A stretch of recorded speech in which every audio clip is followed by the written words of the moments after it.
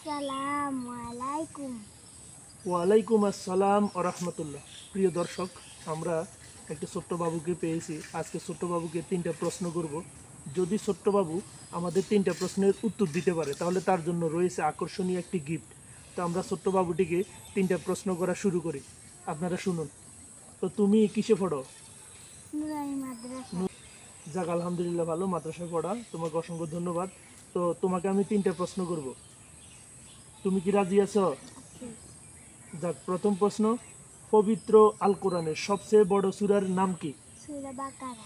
সূরা বাকারা। আলহামদুলিল্লাহ, উত্তরটা সঠিক হয়েছে।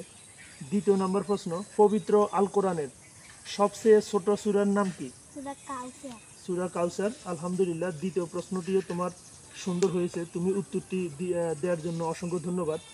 তারপরে তৃতীয় নম্বর প্রশ্ন, আমাদের প্রিয় নবীর নাম কি? হযরত মুহাম্মদ সাল্লাল্লাহু আলাইহি ওয়াসাল্লাম। সাল্লাল্লাহু আলাইহি ওয়াসাল্লাম। যাক, সুন্দর হয়েছে, তোমার 3টা প্রশ্নের উত্তর তুমি পারছো। এর জন্য তোমাকে আমরা একটা ছোট্ট পুরস্কার দিব।